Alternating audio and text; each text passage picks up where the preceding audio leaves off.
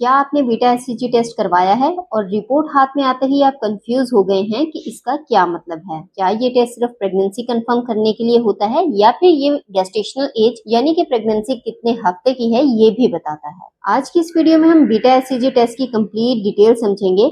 मैं आपको स्क्रीन पर लैब की रिपोर्ट दिखाकर लाइव समझाऊंगी कि रिजल्ट, रेफरेंस रेंजेस और वीकली वैल्यूज को हम कैसे पढ़ सकते हैं ताकि आप घर बैठे अपनी या किसी और की रिपोर्ट आसानी से पढ़ सकें। वीडियो को अंत तक जरूर देखिएगा। तो चलिए स्टार्ट करते हैं हम अपनी आज की इस वीडियो को।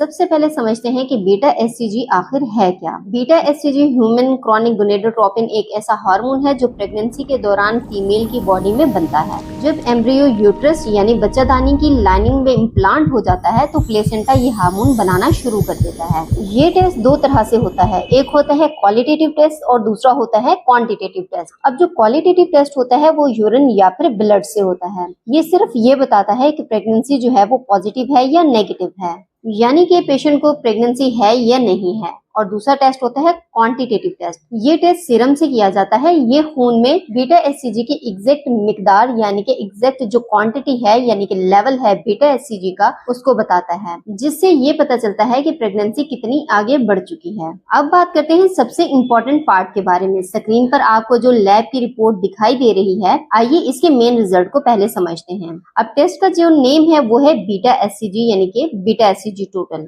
अब इसके अगर हम रिजल्ट देखें तो रिजल्ट में है लेस देन 0.5 और इसका यूनिट है MIU पर ml, जो कि होता है मिली इंटरनेशनल यूनिट्स पर मिलीलीटर। इस रिपोर्ट में पेशेंट का रिजल्ट लेस देन 0.5 मिली इंटरनेशनल यूनिट पर मिलीलीटर है। अब इसका मतलब क्या है ये देखने के लिए हम साथ वाले रेफरेंस वैल्यूज टेबल को देखेंगे। अब नॉन प्रेग्नेंट स्टेट जो है, अगर बीटा एचसीजी जो है वो लेस देन 0.5 तो इसका मतलब ये है कि फीमेल जो है वो प्रेग्नेंट नहीं है। और अगर हम पॉसिबल प्रेग्नेंट यानी कि ग्रे जोन की बात करें, अगर वैल्यूज जो हैं वो 0.5 से 5.0 के बीच में हैं तो ये बॉर्डर लाइन होती है। इस हालत में ये होता है कि डॉक्टर जो हैं वो 48 घंटे के बाद दोबारा टेस्ट करवाने का मशवरा देते हैं। और अगर हम प्रेग्नेंट स्टेट को देखें तो अगर बीटा एचसीजी जो है वो मोर देन 5.0 है यानी कि 5.0 से ज्यादा है तो इसका ये मतलब होगा कि पॉजिटिव प्रेगनेंसी है यानी कि पेशेंट जो है वो प्रेग्नेंट है। जब किसी की रिपोर्ट पॉजिटिव आती है तो लोग दूसरा सेक्शन देखकर परेशान हो जाते हैं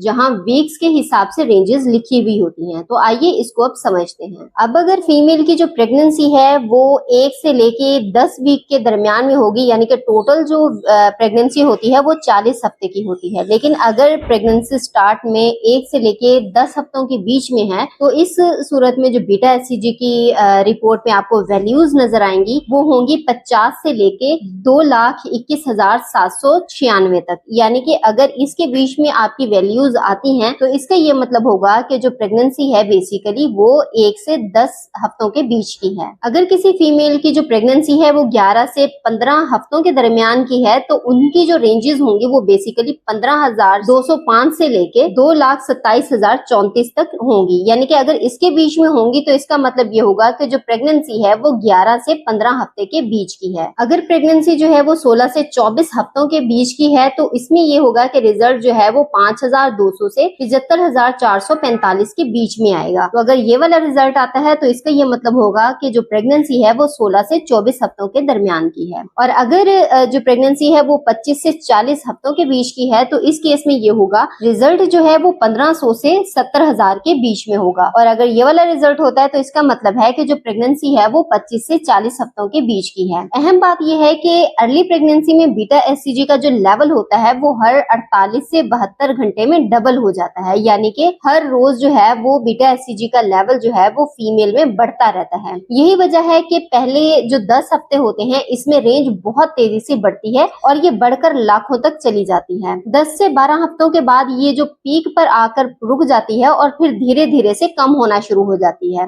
और बाकी जो प्रेगनेंसी होती है उसमें ये जो वैल्यूज हैं वो स्टेडी रहती हैं, यानी कि ज्यादा बढ़ती नहीं है बल्कि कम होना शुरू हो जाती हैं। रिपोर्ट के बॉटम पर डॉक्टर और लैब की तरफ से कुछ क्लिनिकल नोट्स लिखे होते हैं जिन्हें समझना बहुत ज्यादा जरूरी होता है। Single test is not final, यानी कि जो सिंगल टेस्ट होता है वो फाइनल नहीं होता। सिर्फ एक बीटा एचसीजी टेस्ट से प्रेगनेंसी की हेल्थ या बेबी की ग्रोथ का 100% 100% पता नहीं चलता। डॉक्टर हमेशा ट्रेंड मॉनिटर करने के लिए ये हर 48 घंटे के बाद रिपीट टेस्ट करवाते हैं। अगर लेवल जो है बीटा एचसीजी का वो डबल हो रहा है तो इसका ये मतलब होता है कि प्रेगनेंसी जो है वो ठीक है या फिर हेल्दी है। दूसरा होता है अल्ट्रासाउंड वैलिडेशन। बीटा एचसीजी का लेवल जो है जब 1500 से 2000 के बीच तक पहुंच जाता है तभी अल्ट्रासाउंड में गेस्टेशनल सैक यानी कि बच्चे की थैली जो है वो नजर आना शुरू हो जाती है। इसीलिए अल्ट्रासाउंड के साथ इस रिपोर्ट को कोरिलेट करना बहुत ज्यादा जरूरी होता है। एक्टोपिक प्रेगनेंसी या फिर मिसकैरेज, अगर बीटा एचसीजी का लेवल जो है वो 48 घंटे में सही से ना बढ़े या फिर कम होने लगे तो डॉक्टर एक्टोपिक प्रेगनेंसी, बच्चेदानी के बाहर प्रेगनेंसी या फिर मिसकैरेज के खतरे को चेक करते हैं। तो आइए एक क्विक सी समरी देख लेते हैं कि अगर